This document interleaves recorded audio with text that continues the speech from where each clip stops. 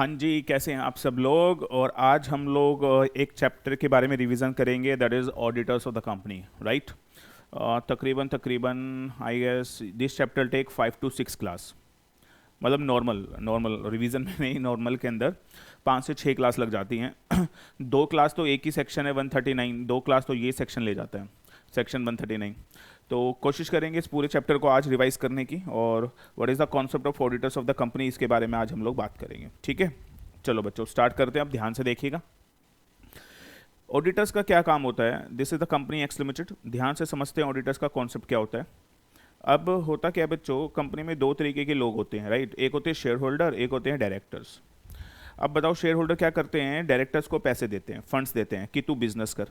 और मुझे बताओ इस पैसे से बिजनेस कौन करता है, डायरेक्टर बिजनेस करता है। अब मुझे बताओ डायरेक्टर बिजनेस करेगा तो नफ़ा नुकसान यानी प्रॉफिट एंड लॉस कुछ ना कुछ तो करेंगे।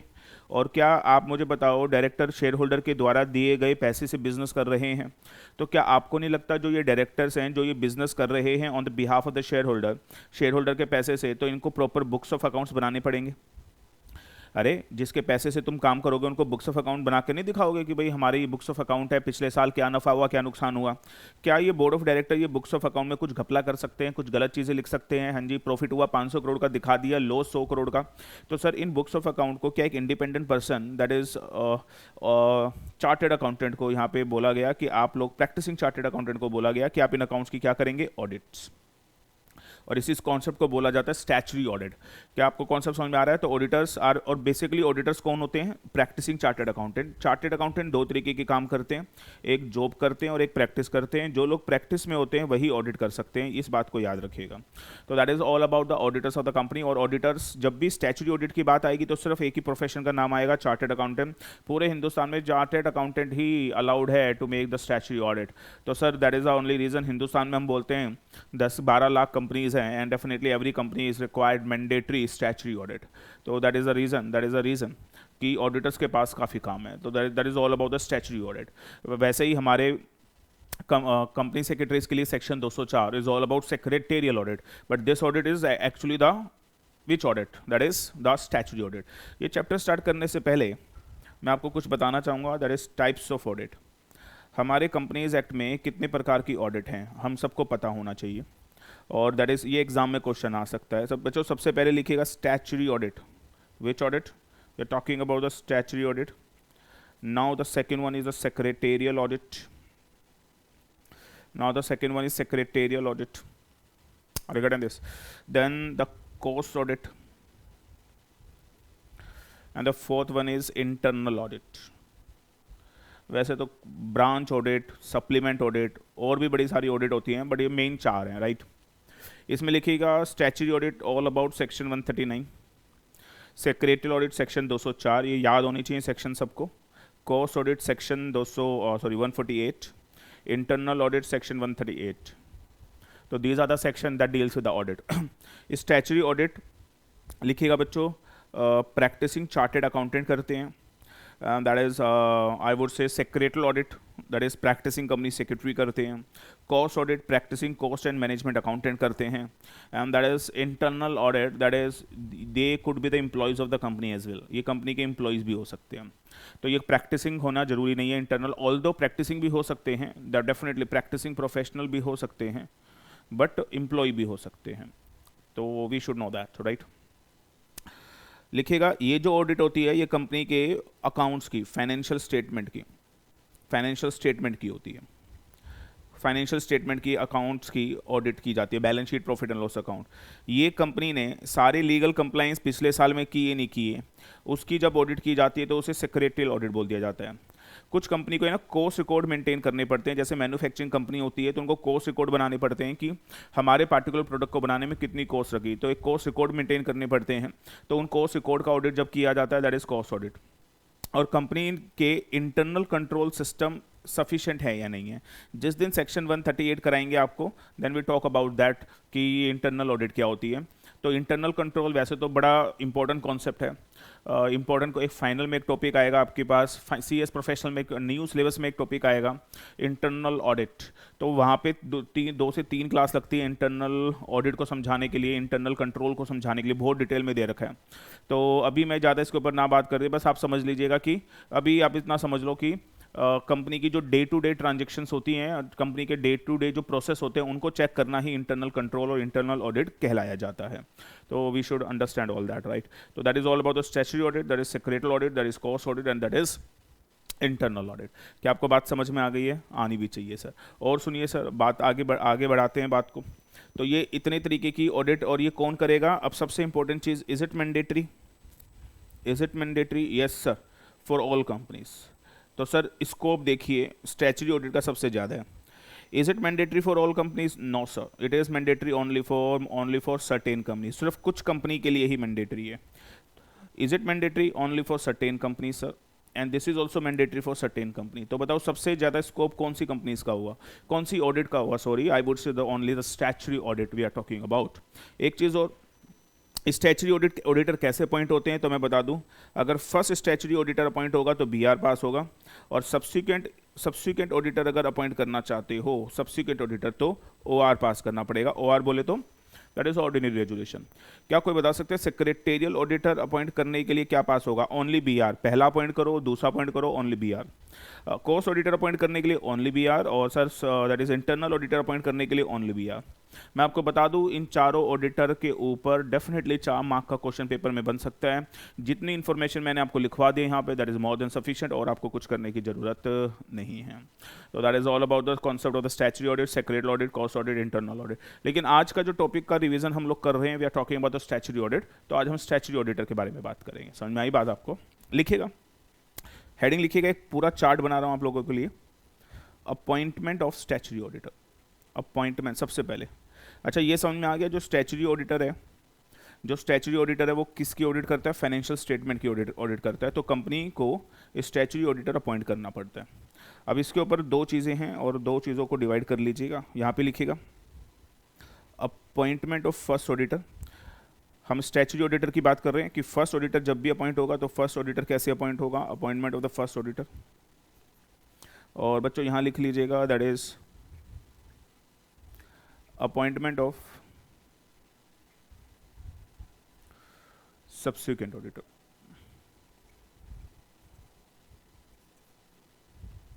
हाँ जी, तो 2 बातें हैं बच्चों, appointment of the first auditor, appointment of the subsequent auditor. दो तरीके की ऑडिटर है। अब इसके अंदर 2 पार्ट में डिवाइड कर लीजिए कि फर्स्ट ऑडिटर कैसे अपॉइंट होगा, सब्सिक्वेंट ऑडिटर कैसे अपॉइंट होगा। ध्यान से सुनती रहेगा। अब एक्चुअली कहानी क्या है, ऑडिटर को अपॉइंट करने के लिए 2 तरीके की कंपनी है। इन केस ऑफ गवर्नमेंट कंपनी, कि अगर गवर्नमेंट कंपनी है बच्चों, तो गवर्नमेंट कंपनी में ऑडिटर कैसे अपॉइंट होगा, और इन case of non government company, in case of non government company, सबको समझ आता है गवर्नमेंट नॉन गवर्नमेंट कंपनी क्या होती है? हाँ जी, तो इन केस ऑफ गवर्नमेंट कंपनी और नॉन गवर्नमेंट कंपनी, तो सर इन केस में कैसे डायरेक्ट ऑडिटर अपॉइंट होगा? इन अ वेरी सिंप्लीफाइड लैंग्वेज, हाँ जी, इन अ वेरी सिंप्लीफाइड चार्ट्स, ध्यान से सुनते रहिएगा। ऑडिटर अपॉइंट कैसे होते हैं सर? लिखिएगा, in case of first auditor, section 139 subsection 6 is there, and section 139 subsection 7 is there. ध्यान से सुनना please. and for there, that is in case of subsequent auditor, 139 subsection 1 is there and 139 subsection 5 is there. और getting, इसको पढ़ने का तरीका यही है, ऑडिटर को कैसे अपॉइंट किया जाएगा, दैट इज अ वे। तो मुझे बताओ, सबसे पहले फर्स्ट ऑडिटर अपॉइंट होगा, एंड उसके बाद सब्सिक्वेंट ऑडिटर अपॉइंट होगा। यह सेक्शन हम 139 पढ़ रहे हैं, और आपको मैं बता दूं 139 में तकरीबन दो क्लास, यानी तकरीबन एक सेक्शन को करवाने में 4 घंटे लगते हैं नॉर्मल क्लास के अंदर। लेकिन अब इसको ध्यान से सुनिएगा, ये देख लीजिएगा, हम आपको बताइए, क्वेश्चन डेफिनेटली पेपर में आ सकता है कि फर्स्ट ऑडिटर और सब्सिक्वेंट ऑडिटर गवर्नमेंट और नॉन गवर्नमेंट कंपनी में कैसे अपॉइंट किए जाते हैं। तो इसके बारे में आज हम लोग डिस्कस कर रहे हैं। लुक एट द पॉइंट, लिखिएगा फर्स्ट ऑडिटर, लिखिएगा जो फर्स्ट ऑडिटर है नॉन गवर्नमेंट कंपनी के केस में बोर्ड ऑफ डायरेक्टर्स अपॉइंट करेंगे by passing BR within 30 days, within 30 days from date of incorporation, इसको याद रखिएगा। और अगर बोर्ड ऑफ डायरेक्टर अपॉइंट नहीं कर पाए, if board of director get fail, अगर बोर्ड ऑफ डायरेक्टर अपॉइंट नहीं कर पाए तो कुछ नहीं सर, तो इन दैट वेरी केस जो बोर्ड ऑफ डायरेक्टर अगर अपॉइंट नहीं कर पाए, तो board of director share holder को इंटीमेट करेंगे, शेयर होल्डर को इंटीमेट करेंगे, and in that very case share holder will appoint first auditor. हाँ जी, within 90 days at general meeting. General meeting यहाँ पे होगी एक्स्ट्रा ऑर्डिनरी जनरल मीटिंग, इसको नोट कर लीजिएगा।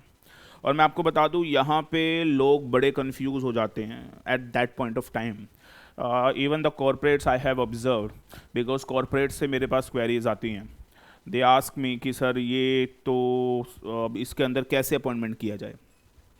तो मैं अब आपको ध्यान से सुन लीजिएगा, यहाँ पे लोग इंटरप्रिटेशन भी गलत देते हैं। यहाँ पे लोग इंटरप्रिटेशन क्या देते हैं इसको समझिए। लोग बोलते हैं कि बोर्ड ऑफ डायरेक्टर अपॉइंट करेंगे within 30 days from the date of incorporation, और बोर्ड ऑफ डायरेक्टर अगर नहीं कर पाए तो शेयर होल्डर अपॉइंट करेंगे first auditor within 90 days from the date of incorporation. तो लिखिएगा ये गलत कॉन्सेप्ट है सर, अगर आपने भी ऐसा पढ़ा हुआ है ऐसे छोड़ दीजिएगा, ये गलत कॉन्सेप्ट है। लॉ में कहीं ऐसा नहीं लिखा कि share holder will appoint auditor first auditor within 90 days from the date of incorporation, ऐसा कहीं कुछ नहीं लिखा हुआ है। ये सिर्फ वहम है, अलग अलग लोगों की इंटरप्रिटेशन है जो गलत है। अब ध्यान से सुन लो, क्या लॉ मेकर कहता है board of director first auditor appoint करेंगे within 30 days from the date of incorporation, और बोर्ड ऑफ डायरेक्टर नहीं कर पाए तो board of director share holder को इंटीमेट करेंगे कि हम नहीं कर पाए, आप अपनी जनरल मीटिंग बुला के, आप शेयर होल्डर जनरल मीटिंग बुलाकर, ईजीएम बुलाकर आप फर्स्ट ऑडिटर अपॉइंट करें। ये जो 90 डेज हैं बच्चों, दीज 90 डेज, ये 90 डेज कहाँ से कैलकुलेट किए जाएंगे पता है? From the date of intimation, जिस दिन शेयर होल्डर को इंटीमेशन मिलेगी। बोर्ड ऑफ डायरेक्टर जब शेयर होल्डर को इंटीमेट देंगे, ये 90 दिन वहाँ से कैलकुलेट होंगे, ये 90 दिन from the date of incorporation से कैलकुलेट नहीं होंगे। इस चीज़ को याद कर लीजिएगा, रिमेंबर दैट। और आप बोलोगे बोर्ड ऑफ डायरेक्टर के पास शेयर होल्डर को इंटीमेट करने का कितना टाइम होगा, तो लिखिएगा for that I would say no time is specified. Board of director share holder को कब इंटीमेट करेंगे, for that no time is specified, that is very very important. यानी इसका मतलब साफ साफ मैं ये कहना चाह रहा हूँ आपको, इसको सुन लीजिए सबके सब, that is a very crucial point. Normal class के अंदर हम इसको फुल आपको लॉजिक के साथ बताते हैं कि ऐसा मैं क्यों कह रहा हूँ रिगार्डिंग, और लोग इसको गलत क्यों समझते हैं। But again I would say revision class है, I am not going to tell you the all the logics and reasoning in the law, but definitely we are talking about the provision. तो board of director 30 दिन के अंदर first auditor appoint करेंगे, otherwise board of director share holder को intimate करेंगे, जैसे मैं बोल रहा हूँ ध्यान से सुनिएगा। और मेरा सवाल ये है कितने दिन में इंटीमेट करेंगे sir? No time is specified, no time is specified, remember that. कोई टाइम स्पेसिफाइड नहीं है, इसको याद रखिएगा। लेकिन जब भी बोर्ड ऑफ डायरेक्टर इंटीमेट करेंगे तो शेयर होल्डर क्या करेंगे? Share holder will appoint first auditor within how many days? 90 days. 90 days कहाँ से? From the date of incorporation, never from the date of intimation. Is it okay? यहाँ पे बच्चे का एक स्टूपिड सा सवाल जरूर उठता है और हम लोग उसको बिल्कुल एंटरटेन करते हैं। और सवाल ये उठता है कि सर ये बताओगे शेयर होल्डर भी अपॉइंट नहीं कर पाए, तो पहला पॉइंट ये है कि क्वेश्चन गलत है ये, कि शेयर होल्डर भी अपॉइंट नहीं कर पाए तो क्या होगा। मैं आपसे पूछता हूँ, कंपनी नई बनी है, फर्स्ट ऑडिटर अपॉइंट कर रहा है, तो इन शेयर होल्डर ने क्या ये गधे हैं कि इन्होंने कंपनी बनाई है? ऐसा कभी नहीं होता। लेकिन फिर भी आपका दिमाग सेटिस्फाइड करने के लिए मैं डेफिनेटली इसका आंसर आपको दूंगा। अगर शेयर होल्डर भी ऑडिटर को अपॉइंट नहीं कर पाए तो कंपनी का ऑडिट नहीं होगा, कंपनी का ऑडिट नहीं होगा तो बैलेंस शीट आरओसी को फाइल नहीं हो पाएगी, और बैलेंस शीट अगर ऑडिटेड बैलेंस शीट अगर आरओसी को फाइल नहीं हुई तो ROC can take action, striking off, और स्ट्राइक ऑफ हो जाएगी कंपनी, और आरओसी बोल सकता है कि company is a defunct company, and definitely company defunct है, कंपनी कुछ कर नहीं रही है, तो कंपनी स्ट्राइक ऑफ हो जाएगी। तो sir that would be the answer for you. तो सर नॉन गवर्नमेंट कंपनी के केस में ऐसा होने वाला है। Hope you understand all this things. चलिए सर, अब गवर्नमेंट कंपनी के केस में क्या होगा? You know that first auditor CAG appoint करेगा within how many days? Within 60 days. और 60 डेज कहाँ से? From the date of incorporation. 60 days कहाँ से? From the date of incorporation. CAG that is controller auditor general of India. CAG नहीं कर पाया तो बोर्ड ऑफ डायरेक्टर बीआर पास करेंगे और फर्स्ट ऑडिटर अपॉइंट करेंगे in the next 30 days. Next 30 days समझ में आया? यानी 60 दिन के बाद 30 दिन, कितने दिन हो गए बताना जरा? 30 डेज, तो कितने दिन हो गए बताओ भाई प्यारो, बताओ जल्दी से। तो I would say that days हो गए आपके यहाँ पर, दैट इज 60 प्लस ये हो गया 60 डेज, ये हो गया 30 डेज, तो टोटल हो गए 90 डेज। और अगर बोर्ड भी अगर नहीं कर पाया then board will intimate to the shareholder, and shareholder EGM बुलाकर ऑडिटर अपॉइंट करेंगे, ईजीएम बुलाकर ऑडिटर अपॉइंट करेंगे within how many days? Within 60 days. अब बच्चों ध्यान से सुनना जरा, ज़्यादा टाइम नहीं लगाऊंगा समझाने के लिए, दिमाग है तो यूज़ करना। आप मुझे बस ये बता दो सोच कर, सबके सब सोच के बता दो, ये 60 डेज कहाँ से हैं? From the date of incorporation, from the date of intimation, from the date of intimation. अगर ये 60 डेज फ्रॉम द डे, अगर इस तरीके से आप यहाँ पे भी बोल दो 60 days from the date of incorporation, तो डफरो ध्यान से देखो 60 डेज तो ऑलरेडी हो ही चुके हैं, तो वो इंटरप्रिटेशन गलत हो जाएगी। मेरी बात समझ में आ रही है? तो again I would say 60 days not from the incorporation but from the intimation. Regarding this we can prove the point. ऐसा नहीं है कि जो हमने बोला हम प्रूव नहीं कर सकते, एक एक वर्ड जो जो बोला है सब कुछ प्रूव किया जा सकता है लीगल लॉजिकल रीजनिंग से। तो एनीवेज, तो that is how appointment of the first auditor take place. Is it okay with you now? उसके बाद नॉन गवर्नमेंट कंपनी में फर्स्ट ऑडिटर अपॉइंट होगा, और फर्स्ट ऑडिटर ना फर्स्ट एजीएम तक रहता है। फर्स्ट ऑडिटर फर्स्ट एजीएम तक रहता है। नाउ व्हाट अबाउट द, अब क्या होगा, लिखेगा एट द फर्स्ट एजीएम। अब फर्स्ट एजीएम आएगी बच्चों, और फर्स्ट एजीएम के अंदर क्या होगा मालूम, लिखेगा शेयर होल्डर ओआर पास करेंगे, ओआर पास करके ऑडिटर को अपॉइंट करेंगे, and that is a subsequent auditor. और ऑडिटर को अपॉइंट करेंगे फॉर हाउ मेनी ईयर्स, मालूम है 5 ईयर्स। तो auditor get appointed for how many years, auditor get appointed for the 5 years basically. और याद रखिएगा पहले कॉन्सेप्ट होता था हर साल शेयर होल्डर उसे रेटिफाई करेंगे, मतलब अडॉप्ट करेंगे, रेटिफिकेशन का कॉन्सेप्ट अब खत्म हो चुका है। तो फर्स्ट एजीएम के ऊपर शेयर होल्डर ओआर पास करके ऑडिटर को 5 साल के लिए अपॉइंट होंगे, तो that is how the auditor get appointed, the subsequent auditor appointed. और जो गवर्नमेंट कंपनीज है उसमें कैसे होगा, लिखेगा लिखेगा सब्सिक्वेंट ऑडिटर सीएजी अपॉइंट करेगा, और लिखेगा सीएजी अपॉइंट करेगा फॉर हाउ मेनी ईयर्स, लिखेगा with in 180 days from commencement of financial year. यानी एक बात ये है कि क्या मैं बोलूँ गवर्नमेंट कंपनी में ऑडिटर सीएजी हर साल अपॉइंट करेगा within how many days, with in 180 days, with in 180 days from the commencement of the financial year. तो क्या मैं बोलूँ in the government company auditor appointed every year, but in the non government company auditor get appointed for how many years, sorry for the 5 years. तो that is something how the auditor get appointed. और यहाँ पे CAG appoint कर रहे हैं, यहाँ पे share holder OR पास करके कर रहा है, यहाँ पे मैंने आपको बताया कि बोर्ड ऑफ डायरेक्टर्स का रोल आ रहा है। तो that is how the auditor get appointed for the first year and how the auditor get appointed for the subsequent years for the, अच्छा मैंने दोनों बता दिया, government company non government company दोनों के लिए मैंने आपको बता दिया। Is it okay with you? अच्छा इसमें एक चीज़ और लिखेगा, ऑडिटर के अपॉइंटमेंट की बात आ रही है तो लिखेगा एक इसी के अंदर सेक्शन ऐड ऑन कर लीजिए प्लीज़। इसी के अंदर एक सेक्शन हम लोग ऐड ऑन कर लेते हैं। क्या हो गया, लिखिए section 139 subsection 8 we are talking about the casual vacancy, we are talking about the casual vacancy. Casual vacancy के बारे में बात कर रहे हैं। कैजुअल वैकेंसी क्या होती है, ऑडिटर अपॉइंट हो गया और उसके बेचारे की डेथ हो गई या वो डिस्क्वालीफाइड हो गया या फिर वो रिजाइन कर गया उसके टेन्योर से पहले। अब आप मुझे बताओ auditor get appointed for how many years, auditor get appointed for how many years, 5 years. Take an example, अब वो 5 साल के लिए अपॉइंट हुआ, तो इन दैट वेरी केस 5 साल से पहले मर गया तो उसके प्लेस वैकेंट हो जाएगा, इसी को कैजुअल वैकेंसी बोला जाता है।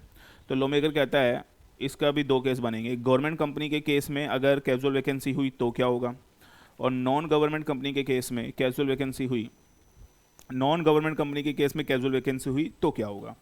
तो सर जो गवर्नमेंट कंपनी के केस में कैजुअल वैकेंसी होगी, समझने वाली बात है, लिखिएगा प्लीज। तो लॉ मेकर कहता है तो सीएजी उसे फिल करेगा, सीएजी फिल करेगा विद इन 30 डेज। जैसे कैजुअल वैकेंसी होगी उसे 30 दिन के अंदर सीएजी फिल कर देगा with in 30 days. And in that very case that is अगर सीएजी नहीं कर पाया तो बोर्ड ऑफ डायरेक्टर बीआर पास करके नेक्स्ट 30 डेज में कैजुअल वैकेंसी को फिल कर देंगे। तो that is in case of the government company. But what is the non government company, तो लिखेगा लॉ मेकर कहता है in the case of non government company इसमें 2 केस बनेंगे भाई। लिखिएगा वैकेंसी जो होगी वो बोर्ड ऑफ डायरेक्टर फिल करेंगे by passing BR within 30 days. लेकिन अगर कैजुअल वैकेंसी हुई है, लेकिन बच्चों अगर कैजुअल वैकेंसी हुई है ड्यू टू रेजिग्नेशन,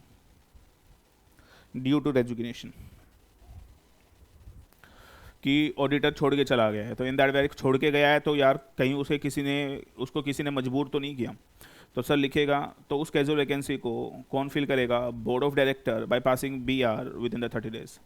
अब आप बोलोगे दोनों केस तो सेम ही है तो आपने अलग अलग क्यों बनाया। मैं बता दूं आपको इन दिस केस एक एडिशनल पॉइंट और है, and such such casual vacancy जो बोर्ड ऑफ डायरेक्टर ने फिल की है shall be approved, shall be approved shall be approved by the shareholder in general meeting within 3 months. Within how many months? Within 3 months. तो क्या मैं बोलूँ यहाँ पर आपको एक एडिशनल पॉइंट गिवन दे दिया गया है, that is the some additional point जो आपका इस केस में तो नहीं था। समझ में आ रही है बात मेरी? अच्छा, इसके अंदर मुझे बताओ जो ये कैजुअल, मान लीजिए गवर्नमेंट कंपनी के केस में that is a company X limited government company, और इस गवर्नमेंट कंपनी के केस में ऑडिटर था और ऑडिटर की डेथ हो गई, तो कैजुअल वैकेंसी फिल कर दी गई। तो ये कैजुअल वैकेंसी कब तक रहेगी? Till the AGM, till the AGM, till the AGM, जो एजीएम आने वाली है। और यू नो दैट, और गवर्नमेंट कंपनी में तो कोई केस है ही नहीं क्योंकि इसमें तो हर साल ऑडिटर चेंज हो जाएगा। लेकिन सर इन दो केसेस के अंदर जो कैजुअल वैकेंसी में ऑडिटर आया है, कैजुअल वैकेंसी में बच्चों जो ऑडिटर आया है वो कब तक रहेगा? उसका टेन्योर, जो मरा था उसका टेन्योर तो 5 साल था ना। तो मेरा सवाल है जो कैजुअल वैकेंसी में ऑडिटर आया है तो उसका टेन्योर भी क्या 5 साल रहेगा? No, till the AGM, till the AGM. यानी जो फर्स्ट एजीएम आएगी उसके ऑडिटर जैसे कैजुअल वैकेंसी में अपॉइंट होगा तो जो पहली वे कैजुअल एजीएम आएगी उसमें वो वाला ऑडिटर रिटायर हो जाएगा और शेयर होल्डर फिर ऑडिटर अपॉइंट करेगा in the AGM for the 5 year. तो that is how 139 subsection 8 goes on, that is how casual vacancy take place. तो ये सारे मैंने आपको प्रोविज़न अपॉइंटमेंट ऑफ ऑडिटर के लिए बता दिए हैं कि ऑडिटर प्रैक्टिकली कैसे काम करता है, ऑडिटर कैसे अपॉइंट किए जाते हैं। लिखिएगा इसके अंदर एक कॉन्सेप्ट और आता है, that is interesting topic that everyone should know about that. लिखिएगा रोटेशन ऑफ ऑडिटर, सॉरी, एक कॉन्सेप्ट और इसके अंदर बच्चों पढ़ने को मिलता है, that is rotation of auditor. लिखिएगा the concept of rotation of auditor. लिखिएगा it is only for the certain companies. ये वाला रोटेशन ऑफ ऑडिटर का कॉन्सेप्ट सर्टेन कंपनीज के लिए, सबके लिए नहीं है sir. It is only meant for the certain companies. अब आप बोलेंगे वो सर्टेन कंपनी का कॉन्सेप्ट क्या है? देखो सर, लिखिएगा इसके साथ है ना एक प्रोविज़न और ऐड कर लीजिए, that is rule 5, rule 5 of audit and auditor rules. I am telling you, एक चीज़ मैं आपको बता दूं कि कुछ सेक्शन है ना कंपनीज एक्ट में यार, जान है कंपनीज एक्ट की। और सेक्शन 139 मैं आपको सारा नहीं पढ़ा सकता यार, सेक्शन 139 4 घंटे का सेक्शन है, but I am telling you time मिले तो पूरा सेक्शन पढ़िएगा जरूर। सर क्या गजब की चीज़ लिखी है लॉ मेकर ने, और क्या एक सेक्शन है जो धमाकेदार सेक्शन है। एक सेक्शन है इतनी बातें बोल देता है, इतनी चीज़ें समझ में आती हैं पढ़ के कि अच्छा ऐसा भी हो सकता है। तो proper analysis, I am really sorry मैं आपको नहीं कराऊंगा, लेकिन टाइम मिले तो प्रॉपर एनालिसिस आप खुद एक बार पढ़ के देखिएगा, you will literally enjoy that. कुछ सेक्शन तो आई एम टेलिंग यू धमाल हैं, और हिंदुस्तान में आई वुड से वो सेक्शन हर किसी को आते भी नहीं है। देखो पढ़ाने को तो कोई भी पढ़ा दे, but I am telling you the real analysis हर किसी को उन सेक्शन की आती भी नहीं है। Even the I would say the corporate world is confuse on दो सेक्शन कि भाई कैसे करें, इन सेक्शन को कैसे पढ़ा जाए। Anyways the rotation of auditor I am talking about, और अब इसके ऊपर 2 केस बना लीजिएगा, दैट इज, अब देखो क्या है इसमें। रूल 5 कहता है, rule 5 of audit and auditor rules, देखो क्या, every listed company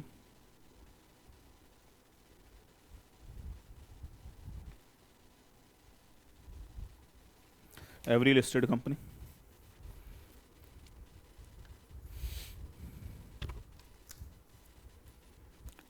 unlisted company, unlisted public company लिखना भाई, पेड अप शेयर कैपिटल बीच में और लगा लेना, equal to more than 10 crore, और unlisted private company having paid up share capital equal to more than 50 CR. All companies, that is private public both, having borrowing or deposits equal to more than 50 crore rupees. और ये borrowing है ना bank और PFI से देखनी है बस। तो दैट इज रूल 5। तो रूल 5 बोलता है ये जितनी कंपनी है, ये जितनी कंपनी है, दीज कंपनीज। और जो ये रूल 5 का कॉन्सेप्ट है इसको ध्यान से सुन लीजिएगा, it is not meant for the government company. ये गवर्नमेंट कंपनी के लिए है ही नहीं, ये सिर्फ नॉन गवर्नमेंट कंपनी के लिए। नॉन गवर्नमेंट कंपनीज क्यों? क्योंकि बच्चों गवर्नमेंट कंपनी में तो हर साल रोटेट होता है, हर साल ऑडिटर चेंज हो जाता है, ये सिर्फ नॉन गवर्नमेंट कंपनी के लिए है।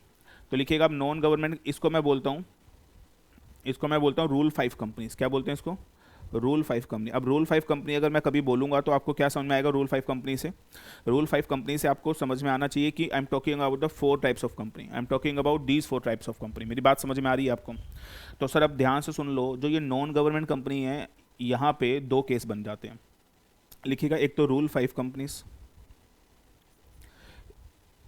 इसको ना ऐसे मत लिखो, यहाँ पे ऐसे लिखो, एक तो अदर देन रूल 5 कंपनी, वहाँ पे थोड़ा स्पेस ज़्यादा है,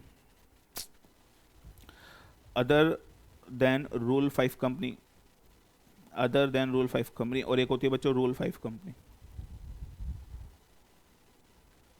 एक होती है रूल 5 कंपनी, एक होती है अदर देन रूल 5 कंपनी। अब बताओ रूल 5 कंपनी कौन सी हुई? ये 4 कंपनी। तो लो मेकर कहता है जो अदर नॉन गवर्नमेंट कंपनी है, तो जो रूल 5 कंपनीज हैं उनको शेयर होल्डर फर्स्ट एजीएम में ऑडिटर अपॉइंट करेंगे फॉर 5 ईयर। क्या मैं बता चुका हूँ आपको? और लिखिएगा इन कंपनी के लिए, अदर देन रूल 5 कंपनी के लिए, हाँ जी, कोई रोटेशन नहीं है, there is no concept of the rotation, same auditor बार बार अपॉइंट हो सकता है। लेकिन लो मेकर कहता है फॉर द रूल 5 कंपनी, जो बड़ी बड़ी कंपनी है, वो 4 कंपनी, वो 4 टाइप्स ऑफ कंपनीज जो यहाँ पे लिखी हुई है, ये 4 टाइप्स ऑफ कंपनी जो यहाँ पे लिखी है, इसमें भी शेयर होल्डर जनरल मीटिंग के अंदर ऑडिटर अपॉइंट करेगा and auditor will get appointed for 5 year. देखो कितना सिंपल कर रहा हूँ यार, ध्यान से देखो, 5 साल के लिए अपॉइंट होगा ऑडिटर। ठीक है, मान लीजिए मैं अनूप जैन, मान लो मैं सी अनूप जैन हूँ। वैसे मेरे को अपनी डेजिग्नेशन सी ए बिल्कुल पसंद नहीं है, क्योंकि नाम का चाम ही ऐसे आता है, सी एस अनूप जैन। लेकिन मान लो एग्जाम्पल के लिए मेरा नाम है C A Anoop Jain, how bad this is, C A Anoop Jain. But anyways, मान लीजिए मैं सी ए अनूप जैन हूँ और मैं कंपनी का ऑडिटर अपॉइंट हो गया फॉर 5 ईयर। तो लो मेकर कहता है जो ये रूल 5 कंपनीज है ना, ये रूल 5 कंपनी को 5 साल के अपॉइंटमेंट के बाद आपको ऑडिटर चेंज करना पड़ेगा ताकि आपस में सेटिंग ना हो। अब बड़ी बड़ी कंपनीज में अगर एक ही ऑडिटर सालों साल चलता रहेगा तो बीच में सेटिंग हो सकती है और वो ऑडिटर पैसे खा के गलत ऑडिट कर सकता है। तो लो मेकर ने बोला इन दैट वेरी केस, अगर शेयर होल्डर जनरल मीटिंग में किसी इंडिविजुअल को ऑडिटर अपॉइंट करते हैं और किसी फर्म को अपॉइंट करते हैं, फर्म में ज़्यादा ऑडिटर होते हैं, तो लो मेकर कहता है in that very case individual appoint होगा फॉर 1 टर्म ऑफ 5 ईयर और उसके बाद उसे रोटेट कर दिया जाएगा। रोटेट बोले तो उसे हटा दिया जाएगा और अगले 5 साल के लिए वो अपॉइंट नहीं होगा, अगले 5 साल के लिए कोई दूसरा अपॉइंट करना पड़ेगा। लेकिन हाँ, एक बार रोटेट होने के बाद वो फिर 5 साल के बाद आ सकता। मतलब मैं अपॉइंट हुआ 5 साल के लिए, फिर मैं दोबारा रीअपॉइंट नहीं हो सकता। रीअपॉइंट होने के लिए क्या आएगा? रीअपॉइंट होने के लिए कोई मतलब फिर अगले 5 साल के लिए कोई नया ऑडिटर आएगा और उसको फिर हटा दिया जाएगा और फिर मैं चाहूँ तो मैं वापस अपॉइंट हो सकता हूँ। और फर्म को मिलेंगे 2 टेन्योर, 2 टर्म्स और 5 ईयर। क्यों? क्योंकि फर्म के अंदर ज़्यादा ऑडिटर हो सकते हैं। तो इन दैट वेरी केस इसमें क्या सिचुएशन बनेगी बच्चों, देखते हैं इसके अंदर ध्यान से।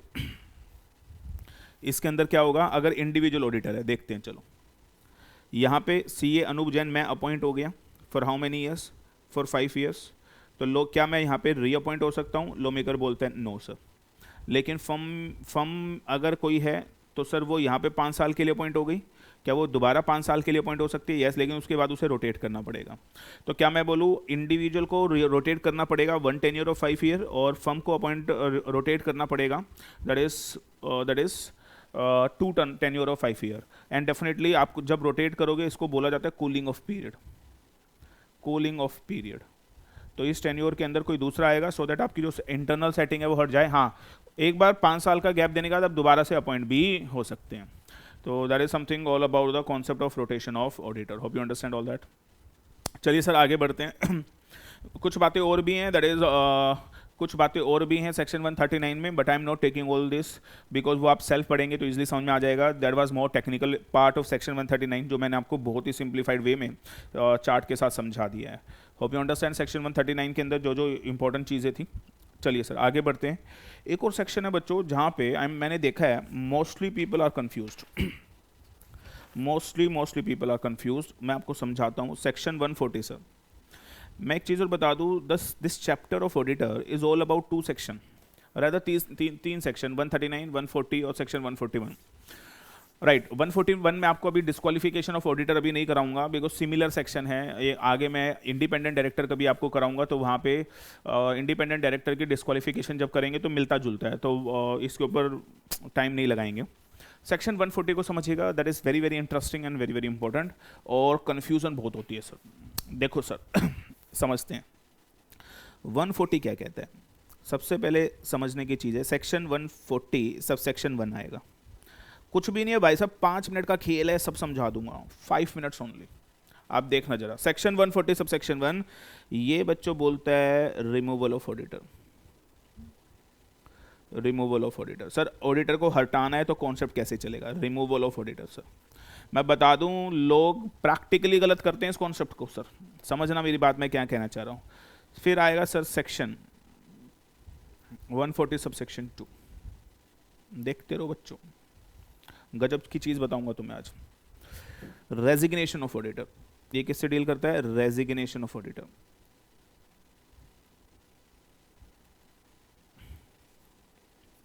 आगे बढ़ते हैं सर। तीसरा 140 subsection 3, it is all about penalty, तो पेनल्टी वगैरह नहीं करेंगे।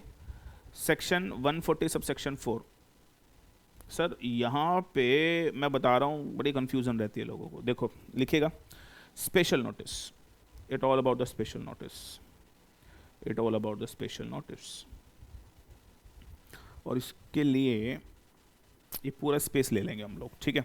और इसके साथ 140 subsection 4 red with section 115 special notice, मैं बताऊंगा आपको ये क्या। देखो सर ध्यान से सुनिए जरा, रिमूवल ऑफ ऑडिटर, अगर आप ऑडिटर को हटाना चाहते हो before the expiry of tenure, before expiry of tenure, before expiry of tenure, before the expiry of tenure, अगर आप ऑडिटर को हटाना चाहते हो before the expiry of tenure, देखो ध्यान से सुनो, एक है ना सेक्शन है 169 removal of director. Removal of director में क्या होता है बच्चों? रिमूवल ऑफ डायरेक्टर के अंदर स्पेशल नोटिस दिया जाता है कंपनी को हटाने के लिए, राइट। तो है ना, टीचर पढ़ाते हुए ये बोल देता है जैसे ऑडिटर रिमूव, जैसे डायरेक्टर रिमूव होता है वैसे ऑडिटर रिमूव होता है, तो याद रखिएगा ये कॉन्सेप्ट बिल्कुल गलत है, that is a wrong concept. अगर आप ऑडिटर को हटाना चाहते हो before the expiry of the tenure, तो सर सबसे पहले बीआर पास होगा, ध्यान से सुन लेना जरा, सबसे पहले बच्चों बीआर पास होगा, और उसके बाद बीआर पास होते ही 30 डेज के अंदर अंदर आप सीजी की अप्रूवल लेंगे।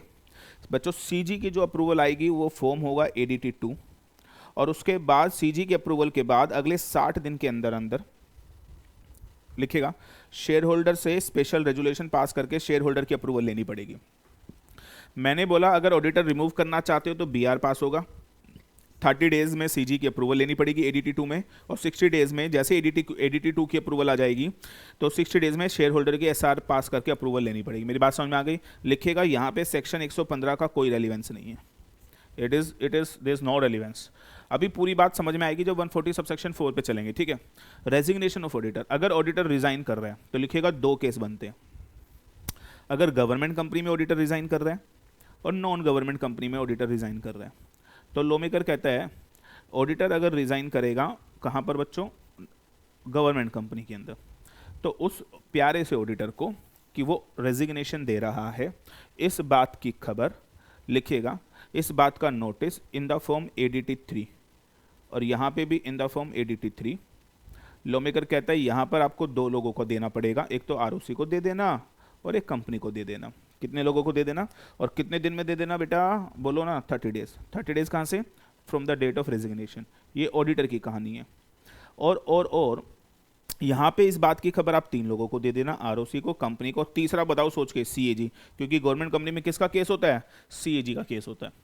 तो sir these are the 2 cases, that is एक तो रिमूवल हो गया, एक रेजिग्नेशन हो गया, लेकिन रिमूवल कनेक्ट होगा सर यहाँ पे, ये समझाना है आपको। रेजिग्नेशन तो कुछ था ही नहीं बेसिकली। अब ध्यान से सुनिएगा, लिखिएगा if a member wants that retiring auditor shall not be reappointed, retiring auditor shall not be reappointed, shall not be reappointed। हाँ जी, if a member wants that a retiring auditor shall not be, if a member wants that retiring auditor shall not be reappointed, तो that is a special notice is all about. ध्यान से सुनिए, देखो इसमें क्या होता है। अब 115 स्पेशल नोटिस में कनेक्ट कर रहा हूं। देखो मेंबर, कंपनी, ऑडिटर। कंपनी ने स्टेप 1 एक नोटिस दिया।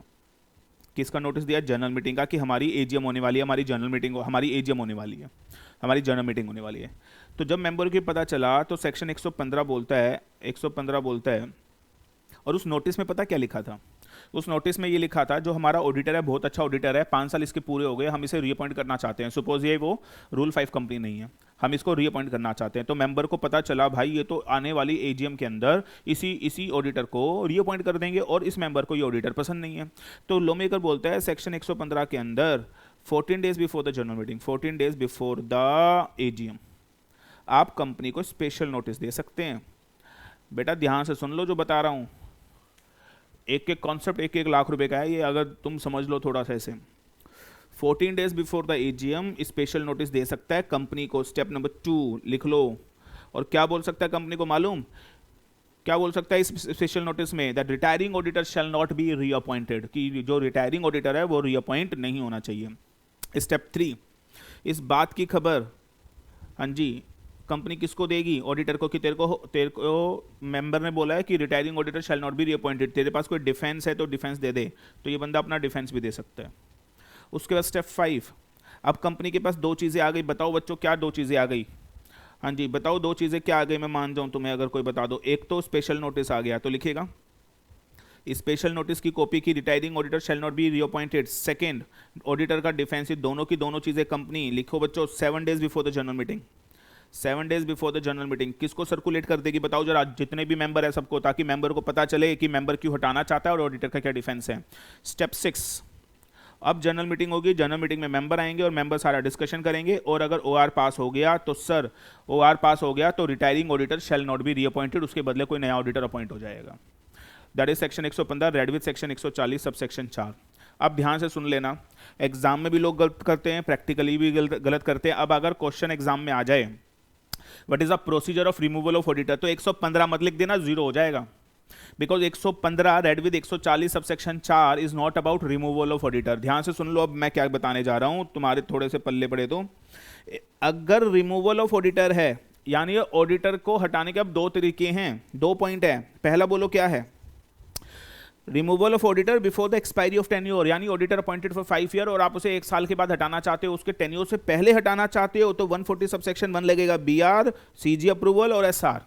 लेकिन सर ऑडिटर का टेन्योर पूरा खत्म हो गया, he appointed for 5 year, 5 year has been finished, उसके 5 साल खत्म हो चुके हैं, और मेंबर चाहता है कि वो 5 साल खत्म हो गए हैं, अब एजीएम के अंदर वो बंदा दोबारा से रीअपॉइंट ना हो, तो in that very case we use 140 subsection for 115। यानी 140 subsection 4 115 is not for removal of auditor before the expiry of the tenure, it is for what? If a member want that retiring auditor shall not be reappointed. क्या आप मुझे बताओ दोनों different case बन गए या नहीं बन गए? Absolutely yes. Have you understand all this things? नहीं आया समझ में? हाँ, इज इट ओके ना यार? चलिए सर, अब इससे ज़्यादा मैं आपको एक्सप्लेन नहीं करूँगा सर, इतना टाइम भी नहीं है, यू कैन अंडरस्टैंड एवरीथिंग। आगे बढ़ते हैं, आगे बढ़ते हैं सर। चलिए सर, ग्रेट।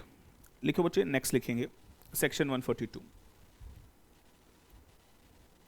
सेक्शन 142 मैं आपको बता दूं दैट लोगों को लगता है कि company law is very easy, but I am telling you that's not that easy. एक लाइन एक्चुअली क्या ना, लोग बुक्स ले लेते हैं और बुक्स को जब पढ़ते हैं तो लगता है समझ में आ रहा है, but I am telling you एक शब्द के पीछे क्या क्या एनालिसिस हो सकती है, even you can't imagine all that. तो that is something the very wide companies act. और I am telling you company secretaries के लिए अगर कंपनीज एक्ट नहीं आता तो यूजलेस कंपनी सेक्रेटरीज, तो कंपनीज एक्ट तो आना ही चाहिए और अच्छे से आना चाहिए, ये नहीं कि बस पता है, लाइनें पता है। एनीवेज, रेमुनरेशन, सर ऑडिटर प्यारे ऑडिटर अपॉइंट हो गए यार, ऑडिट करेंगे, ओ भाई पैसे तो लेंगे ना यार। हाँ जी, रेमुनरेशन ऑफ ऑडिटर तो छोटा सा पॉइंट है, तो लिखिएगा जो फर्स्ट ऑडिटर है, 2 केस बन जाते हैं सर, हर जगह 2 ही केस बना रहा हूँ। फर्स्ट ऑडिटर, सब्सिक्वेंट ऑडिटर्स, समझो, फर्स्ट ऑडिटर, सब्सिक्वेंट ऑडिटर। बच्चों फर्स्ट ऑडिटर कैसे अपॉइंट होगा? By passing BR। First auditor कैसे अपॉइंट होगा? By passing BR। और इन दैट वेरी केस उसका रेमुनरेशन कौन फिक्स करेगा? That is board of director. Board of director he remuneration fix करेंगे। सब्सिक्वेंट ऑडिटर कैसे अपॉइंट होगा? By passing OR। तो उसका रेमुनरेशन कौन फिक्स करेगा? The share holder. तो क्या मैं बोलूँ, जो अपॉइंट कर रहा है वही रेमुनरेशन फिक्स कर रहा है। और लिखेगा रेमुनरेशन, एक लाइन इंपॉर्टेंट है, रेमुनरेशन के साथ साथ आउट ऑफ पॉकेट एक्सपेंसेस भी दिए जाएंगे। ऑडिटर क्या अपने जेब से कुछ कंपनी के लिए खर्चे कर सकता है? तो डेफिनेटली वो out of pocket expenses auditor को दिए जाएंगे, और जो रेमुनरेशन फिक्स किया है वो रेमुनरेशन भी दिया जाएगा। छोटी छोटी कंपनीज के लिए, प्राइवेट कंपनी जिसकी कैपिटल 1 लाख रुपए, ज़्यादा ट्रांजेक्शन नहीं है, ऑडिटर चार्ज 4,000, 5,000, 10,000। और बड़ी बड़ी कंपनी रिलायंस जैसे करोड़ों में ऑडिटर फीस चार्ज करते हैं, इन करोड्स। तो that is something, remuneration of auditor कुछ है नहीं। सेक्शन 142 लिखेगा। Next section 143, I would say section 143 में मैं आपको सिर्फ दो चीज़ें बताऊंगा। Section 143 I will take only two things. देखिए, एक कॉन्सेप्ट आपको बताया जाएगा इसमें, ब्रांच ऑडिट क्या होती है। एग्जाम में डेफिनेटली आ सकता है concept, what is the concept of branch audit.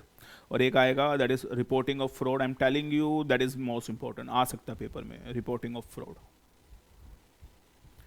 Reporting of fraud sir लिखिएगा। सर ब्रांच ऑडिट क्या होती है? एक कंपनी एक्स लिमिटेड है सर, एक कंपनी एक्स लिमिटेड है। क्या आप मुझे बताओ उसकी बड़ी सारी ब्रांचेस हो सकती हैं? यस। क्या उसकी इंडिया में ब्रांच हो सकती है? Yes sir. क्या उसकी फॉरेन में ब्रांच हो सकती है? Yes sir.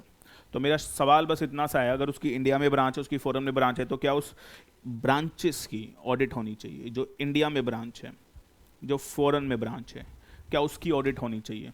तो जो इंडिया में ब्रांच है उसकी ऑडिट कौन कर सकता है? तो लिखेगा जो कंपनी का अभी ऑडिटर है वही कर सकता है, या फिर अगर वो ज़्यादा बिजी है बेचारा तो कोई और practising chartered accountant in India वो ऑडिट कर सकता है।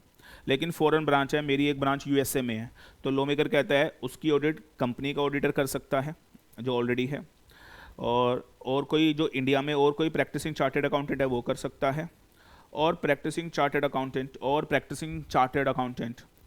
Of the foreign country. क्या फॉरेन कंट्री में भी चार्टेड अकाउंटेंट हो सकते हैं?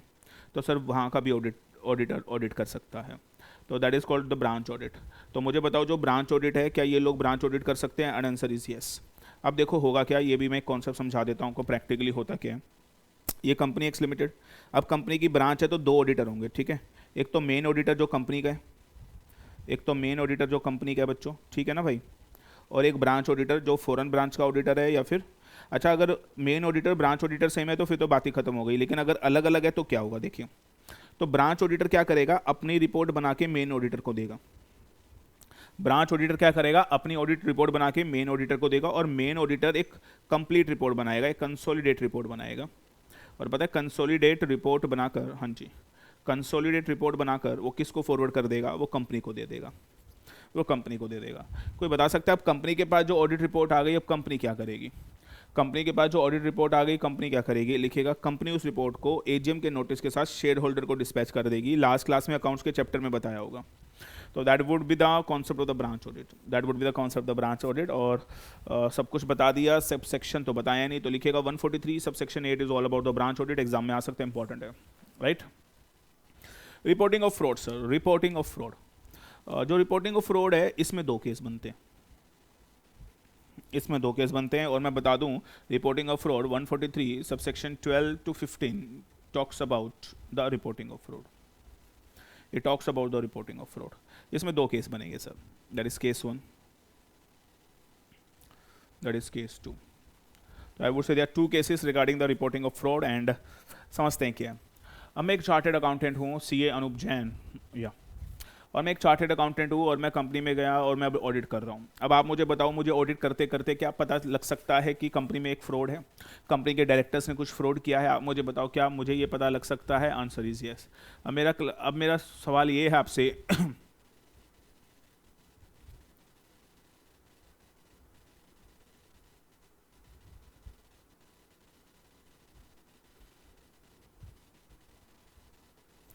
हाँ जी, रिपोर्टिंग ऑफ फ्रॉड में अब मैं ये कह रहा हूँ आपको कि क्या ऐसा हो सकता है कि मैं ऑडिट कर रहा हूँ और मेरे को फ्रॉड के बारे में पता चले, तो मुझे उसके बारे में रिपोर्टिंग करनी चाहिए ताकि पता चले कंपनी में फ्रॉड है। तो लॉ मेकर कहता है अगर fraud equal to more than 1 crore रुपए का है तो उसकी रिपोर्टिंग करने का तरीका अलग होगा, लिख लीजिएगा प्लीज़।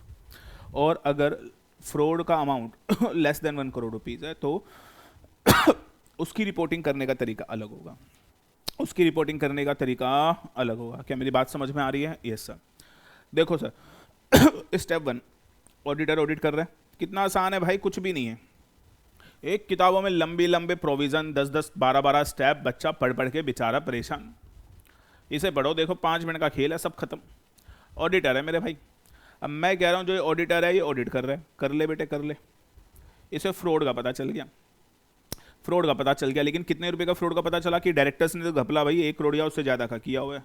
तो भाई इसे गुस्सा आ गया। तो लॉ मेकर कहता है in that very case auditor को जैसे इस बारे में पता चलेगा, ऑडिटर इस बारे में 2 दिन के अंदर अंदर, कितने दिन, 2 दिन के अंदर अंदर बोर्ड ऑफ डायरेक्टर या ऑडिट कमेटी को बता देगा कि भैया ये फ्रॉड है, आप अपना रिप्लाई दें, इसके ऊपर आपका क्या जवाब है। तो लॉ मेकर कहता है जो ऑडिट कमेटी है और जो बोर्ड ऑफ डायरेक्टर हैं वो ऑडिटर को अपना जवाब दे देंगे।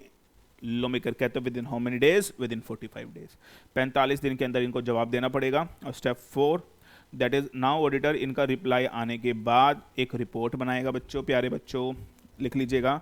और रिपोर्ट किसको फॉरवर्ड कर देगा, लिखेगा सेंट्रल गवर्नमेंट को, कितने दिन के अंदर अंदर, विद इन 15 डेज।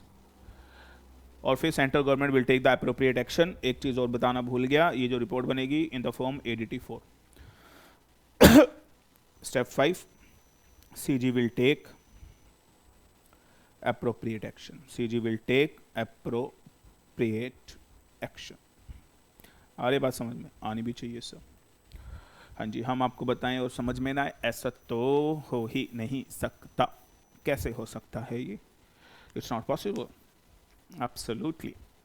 तो that is case 1, case 2 and I would say that. लेकिन अगर फ्रॉड छोटा है, 10 लाख रुपए का, 50 लाख रुपए का है, तो लिखिए ऑडिटर को पता चलता है। किसका पता चलता है प्यारे प्यारे ऑडिटर को? अरे ओ ऑडिटर, हाँ जी, 1 करोड़ से कम का गुना पता चलता है। तो ऑडिटर इस बात की खबर सिर्फ और सिर्फ किसको देगा? बोर्ड ऑफ डायरेक्टर और ऑडिट कमेटी को देगा। किसको देगा? Board of director. और इस बात की खबर board of director and audit committee को बोर्ड रिपोर्ट में भी बतानी पड़ेगी, बोर्ड रिपोर्ट में आपको पब्लिश करनी पड़ेगी। याद है बोर्ड रिपोर्ट, ताकि शेयर होल्डर को पता चल सके क्या फ्रॉड है। कई बार बच्चा पूछता है सर इसमें सेंट्रल गवर्नमेंट को क्यों नहीं बताया गया? भाई बात ऐसी है अगर यहाँ पे सेंट्रल गवर्नमेंट को बता दिया तो 10 रुपये के फ्रॉड के लिए सेंट्रल गवर्नमेंट को बताना पड़ेगा, और सर 10-10 रुपये के लिए सेंट्रल गवर्नमेंट बेचारी क्यों तंग होगी और क्यों तंग करोगे? तो that is the reason only. तो सर दैट इज़ 143 में 2 चीज़ें बताने वाली थी, branch audit and the reporting of fraud. और I guess it is clear to everyone now. आगे बढ़ते हैं प्यारे प्यारे बच्चों। एक सेक्शन मुझे लगता है पेपर में आ सकता है, लिखिएगा, और वो क्या है? सेक्शन 144 आ सकता है पेपर में। सेक्शन 144 लिखिएगा, prohibited services, prohibited services.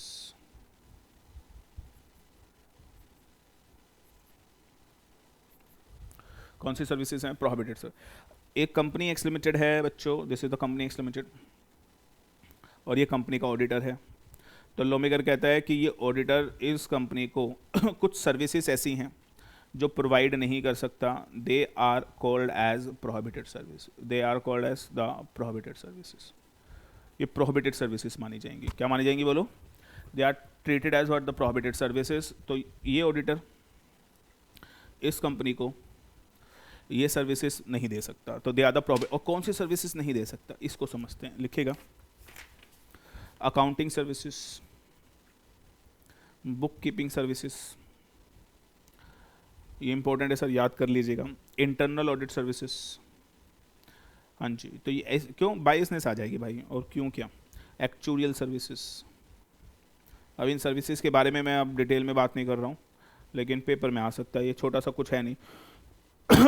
Implementation of सब लिखेंगे बच्चों, पहले भी बताया था। रिवीजन करना चाहते हैं, पास होना चाहते हैं तो लिखें implementation of financial system, that is investment advisory services, investment banking services,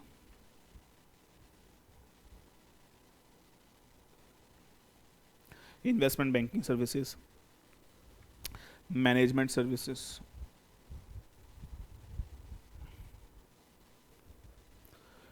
as may be prescribed और any other services as may be prescribed. तो ये एक सर्विसेज है सर, कुछ है नहीं इसके अंदर, ये याद रखिएगा।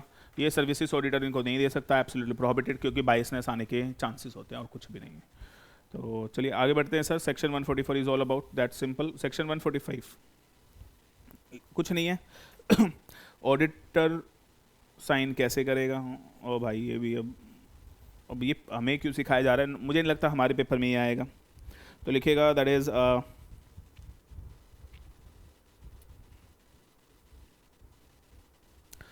लिखिएगा ऑडिटर साइन कैसे करेगा सर?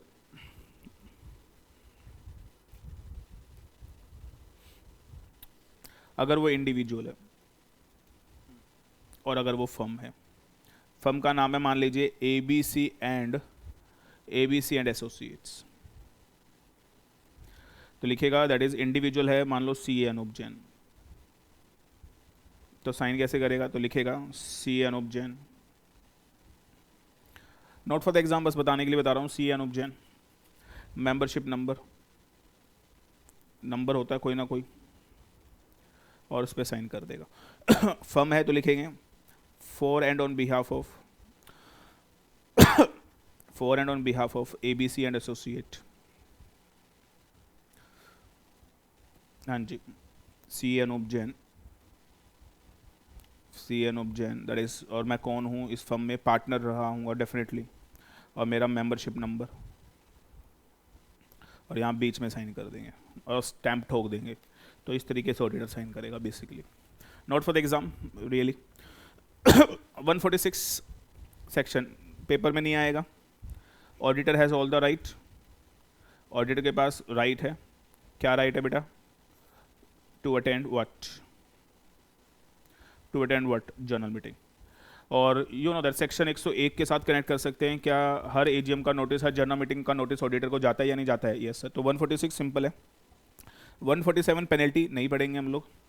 और एक लास्ट सेक्शन बच गया, लिखिएगा that is all about the cost audit. लिख लीजिएगा, कॉस्ट ऑडिट के बारे में बता रहा हूँ आपको। आ सकता है पेपर में, डेफिनेटली आ सकता है।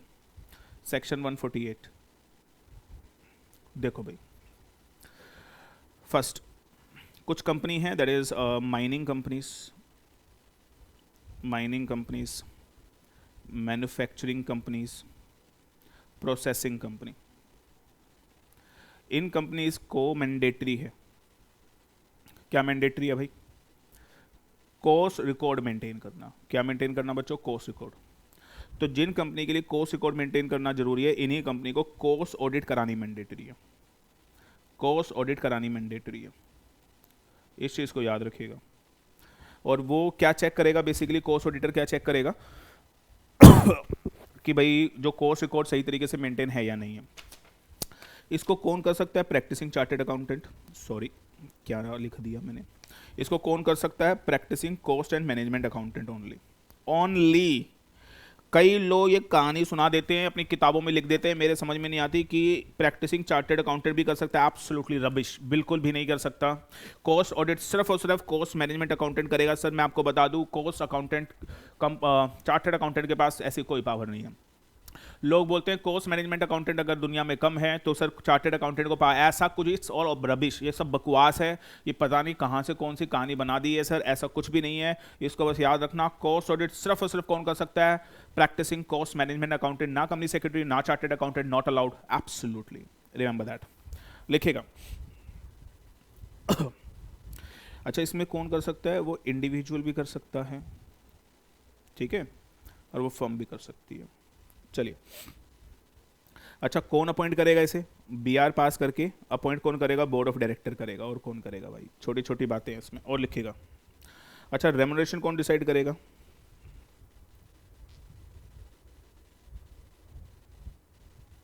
रेम्युनरेशन अपॉइंट बोर्ड करेगा, बट रेम्युनरेशन डिसाइड करेंगे members by passing OR।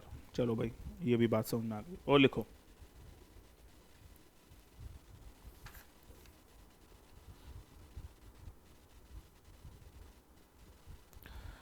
Cost auditor अपनी रिपोर्ट किसको बना के देगा? बोर्ड को।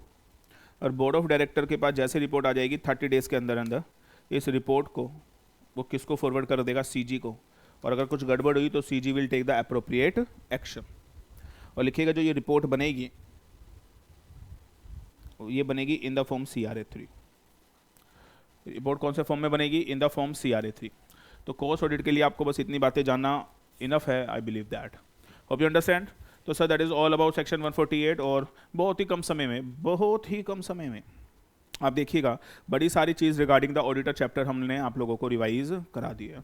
Hope you have enjoy the session, hope you are learning number of things, and I am telling you कि अगर आप ढंग से सारे नोट्स बना रहे हैं तो आई एम टेलिंग यू बड़ा आसान हो जाएगा आप लोगों के लिए। अब देखो, जो बच्चों अब हम लोग रिवाइज कर रहे हैं, रिवीजन का मतलब होता है ये आपने पढ़ा, सारी चीज़ें ब्रशअप हो गई, और फिर घर पे जाके एक बारी जो आपने मेन नोट्स बना रखे हैं, जो आपने बुक है आपके पास, उस बुक से आप पढ़े। आई एम टेलिंग यू सारी चीज़ें समझ में आ जाएंगी, क्या लिखा है, कैसे लिखा है।